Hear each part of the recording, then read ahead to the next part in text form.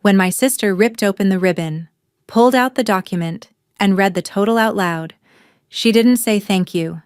She sneered, tossed it onto the coffee table, and said I was just trying to buy affection because nobody in the family actually needed me. The entire living room erupted into snickers and cruel chuckles. My mother covered her mouth to hide a smile, and my brother-in-law shook his head like I was an embarrassment. Nobody defended me. They all just let the humiliation sit in the air like heavy smoke. I didn't yell. I didn't cry.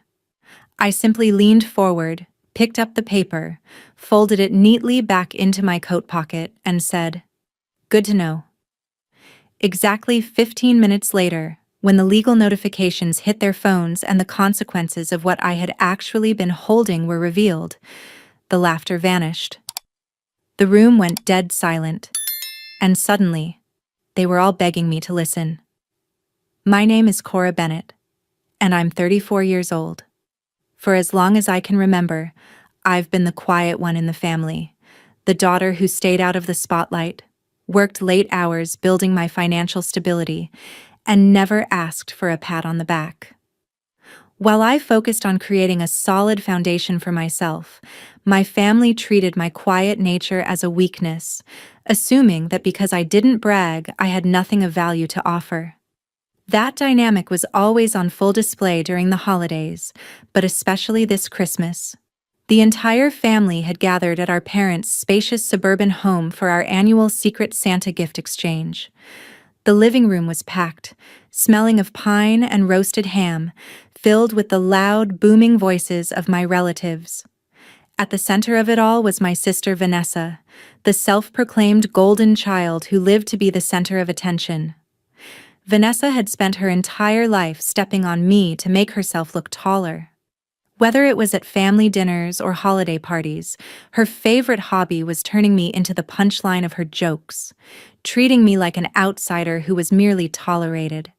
Sitting on the edge of the sofa, watching her hold court while holding a plain white envelope in my lap, I knew tonight was supposed to be different. I thought this gift would finally change how they saw me. I couldn't have been more wrong.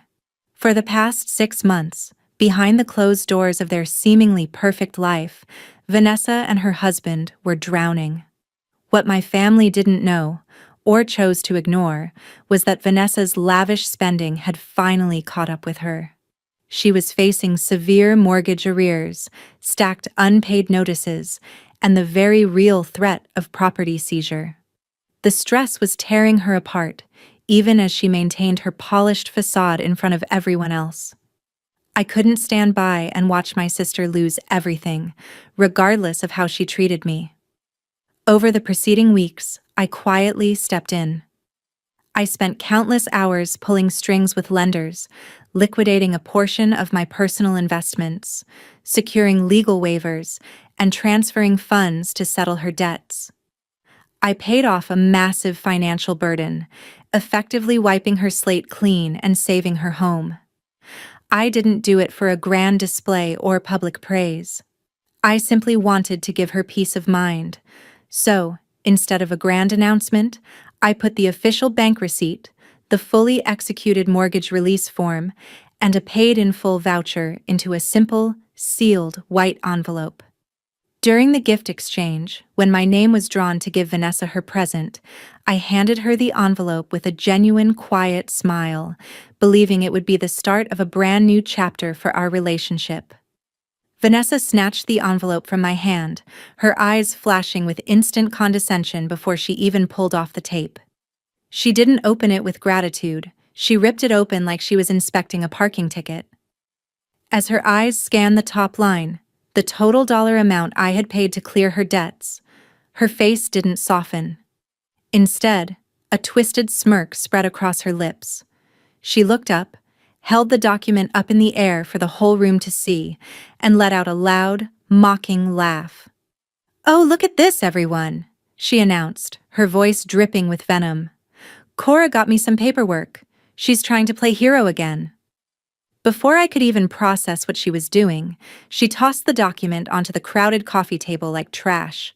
She leaned back, looked me dead in the eye, and delivered the blow. She's just trying to compensate for the fact that she's not needed by this family." The room didn't fall silent in outrage. It erupted into cruel laughter. My brother-in-law shook his head, snickering into his drink like I was an absolute embarrassment. My mother covered her mouth, hiding a smirk while nodding along with Vanessa's insult.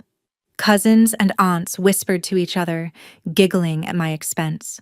For years, I had quietly swallowed their disrespect, but sitting there, watching them treat a life-saving gesture as a desperate plea for attention, the last string of hope I had for this family finally snapped.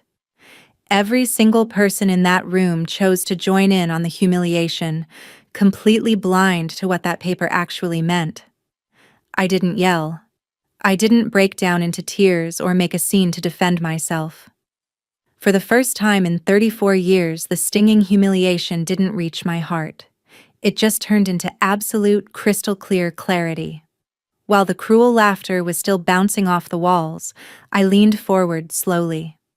I reached out, picked up the document from the coffee table, and neatly folded the paperwork back into its original shape. I slid the paper deep into the inside pocket of my winter coat, zipping it shut. Vanessa watched me, her smirk wavering for a fraction of a second, as if expecting me to snap or plead for them to understand. Instead, I stood up, smoothed down my sweater, and looked around the room at every single face that had just taken pleasure in my embarrassment. "Good to know," I said. My voice was completely flat, devoid of anger or sadness. Without waiting for a response, I turned on my heel and walked out of the living room. Behind me, I could hear someone scoff and tell Vanessa to let me go throw my drama fit. They thought I was walking away to cry in my car like I used to when I was younger. They had no idea that I wasn't leaving in defeat. I was walking out to execute the contingency plan I had hoped I'd never have to use. I walked out to my car, started the engine, and let the heater warm up the freezing air while the digital clock on the dashboard ticked forward. 15 minutes. That was all the time I needed to sit in the driveway and pull up my bank's secure portal on my phone. What my family failed to realize was how that mortgage clearance had been structured. I hadn't simply gifted Vanessa a lump sum out of blind generosity. I had executed an asset-backed takeover agreement. The debt was tied to a joint family property guarantee that our parents had co-signed years ago, effectively using the family estate as collateral. By liquidating and settling the default, the legal title and primary creditor rights hadn't just been paid off, they had been transferred entirely into my name. Furthermore, the commercial lease for my brother-in-law's business operated under an umbrella agreement that I personally funded and underwrote. I was the silent foundation keeping their entire lifestyle afloat. Sitting in the quiet darkness of my car, I canceled the pending wire transfer that was set to finalize the debt forgiveness. With a few taps on the screen, I authorized my legal team to issue an immediate revocation notice, revoking the bailout, enforcing the original default terms, and transferring the legal ownership of the property liens directly into my private holding account.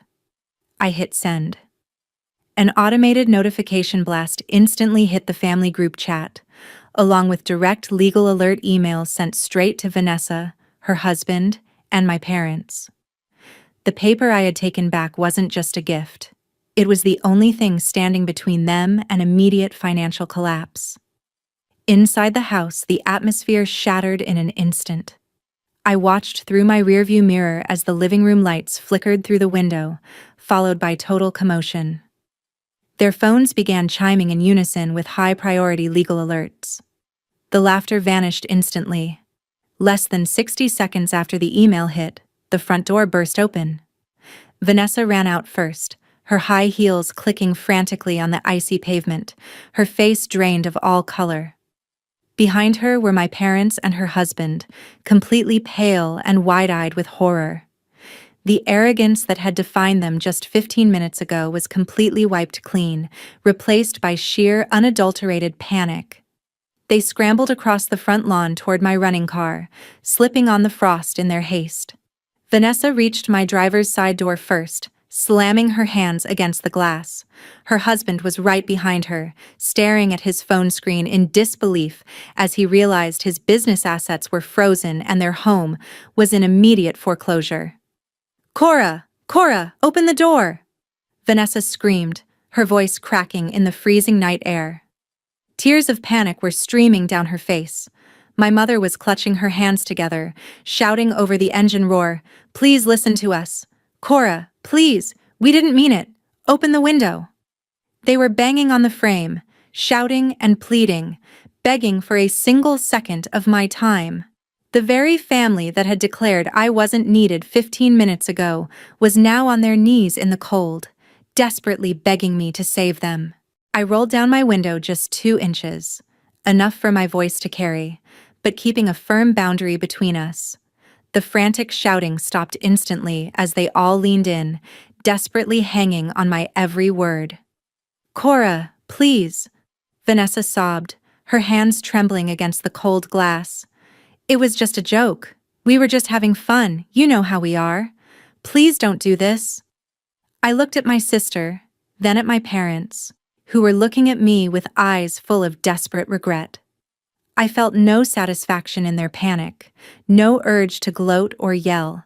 I just felt complete release. 15 minutes ago, you told everyone in that room that I'm not needed by this family," I said quietly, looking Vanessa dead in the eye. "You laughed. All of you laughed.